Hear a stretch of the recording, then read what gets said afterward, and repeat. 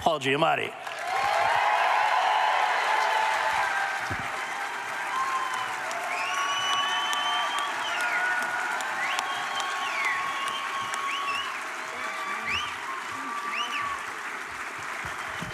Thank you.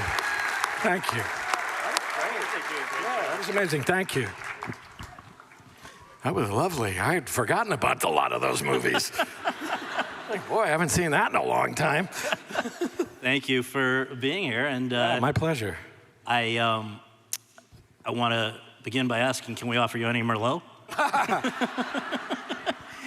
I'm sure, why not? I'd love to have a glass of wine right now. Can we begin by talking about where you were born and raised? Because I know that in addition to myself, there's a contingent of fans of yours from that very place who are with us tonight. New Haven, Connecticut? That's right. Really? Yeah. What are you guys doing out here? They're here to see you. Come on. Oh, really? Yeah. You came all the way from New Haven, Connecticut. Right on. New Haven is a very special place. It's an interesting, particular place. What's your preferred pizzeria there? Pepe's Pizza. Okay. Did that go over with everybody from New Haven, or some people might disagree? Okay. How does it compare with In-N-Out? That's a tough question, man. I'll tell you, In-N-Out's pretty good, I gotta say, yeah. Now, in all seriousness, the reason you were born in New Haven, Connecticut was, can you share it? I believe was that already where your parents were working? Yes, my father was teaching at Yale University, yeah. My brother and sister were born in Princeton, New Jersey, which is where my father was teaching before. And then I guess he was like, Princeton ain't good enough. I'm going to Yale. So he went to New Haven, yeah. So you go to a school not unlike the one in the holdovers, Choate. High school, yes. Right? Yes. And then eventually to Yale yourself. Studying what? What did you think at that point, pre-graduation from undergrad, what did you think you were going to be doing with your life? I actually went, you want to know what I was studying when I first went to Yale? Okay, I'll tell you. I was an anthropology major when I first went. Oh, look at it, a room full of anthropology majors, who knew? But here's what I was really interested in, and I'm serious about this. I was interested in primate anthropology. Okay. I was interested in studying gorillas, was what I wanted to do. And then I had to take a statistics class, and I quickly realized I didn't want to study gorillas anymore. Because I had to do math. And then I switched to a fine arts major, and I was going to draw. And then I realized I was not really that good at that. And then I was an English major. Yeah. Very good.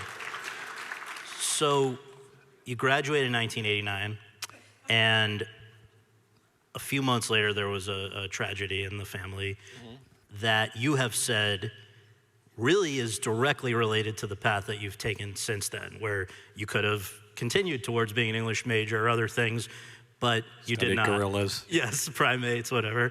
Can you share why you ended up pursuing acting? Well, I'd always loved to act, and I acted extracurricularly in college. My father died very suddenly, very young, and he was 51, out of the blue. And I think that impelled me towards doing what I really loved to do, because he also always said that, do what you love to do, if you can. And so, yeah, I think that his death really kind of impelled me to pursue acting, yeah. And that meant going for a few years to Seattle. That's right. Theater, but also your first film roles, right? Yeah, there was a lot of work to be had in Seattle, all kinds of work, yeah. And then back to Yale. Yes. For the School of Drama. To the School of Drama, yes. And it's interesting because obviously as elite a place as you could go to study, a place that you knew from before, and yet you've said the word that always comes up when you talk about your time there was that you found it a bit confining. What did that mean? I mean, it was great. It was really terrific. And it was important, I think, for me to feel confined in some ways. I got a lot of discipline there, which I didn't have a hell of a lot of, as witnessed by my wanting to be a gorilla studying guy and then draw and then be an English major.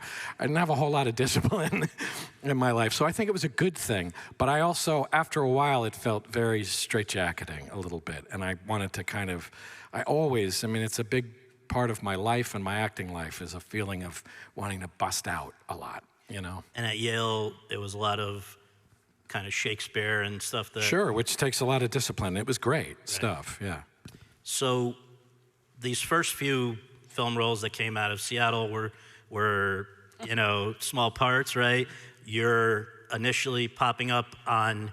I think it was NYPD Blue. That was after drama school. Even after, right? That was after drama school, yeah. This is, you know, and this is not to make light of these. These are parts that somebody's going to play, but absolutely. Like Man in a Sleeping Bag or different small parts in higher profile projects.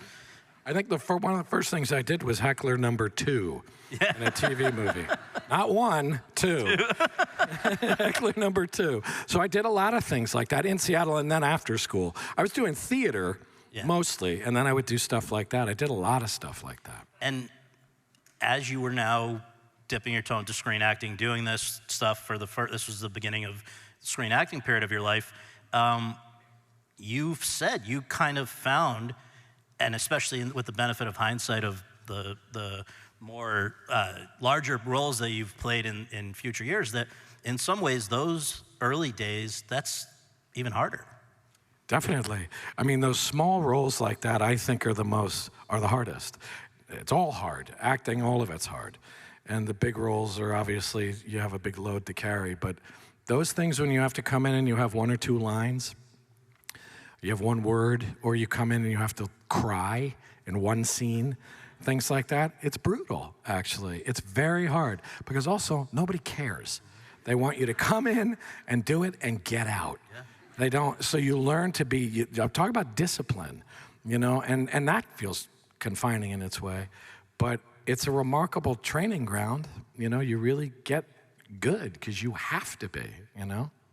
So by the mid-90s, you are starting to get parts that are a step or 2 up from those initial, you know, day jobs or whatever. Sure. And let's just note what 2 of the early ones are, where this is the opposite of the thing that you felt, I think, at Yale. Here you could go a little crazy as Pig Vomit, Howard Stern's frustrated and explosive boss at WNBC in New York, in Betty Thomas's Private Parts. And Limbo, this comes back to our primate anthropology. Yes. Limbo, a human slave trading orangutan. That's right. In Tim Burton's remake. I was really disappointed I couldn't play a gorilla. I was really disappointed. I'm not kidding. I was like, I can't be a gorilla, why not? And they were like, you look more like an orangutan. Okay. But though anyone who ever, you know, kind of poo-poos some of those roles, you were having a ball, right? Loved it. Yeah. I loved it. Pig Vomit was a fantastic... Pig Vomit. Pig Vomit. So you're talking, it's like Hamlet, Pig Vomit. Right. When I played Pig Vomit, Pig Vomit is a great part, though. Yeah. It was a fantastic role. And I can remember my agents were like, really? You really want to do the Howard Stern movie? And I was like, 100%. It was a great script and a great character. And the talking monkey was fantastic. I mean, I loved doing covered in the makeup and getting to be all ridiculous and monkey-like, and it was great. Well, to that end, let's take a look at our first 2 clips. Oh, okay. Paul Giamatti in Right on. Private Parts and The Planet of the Apes. Okay.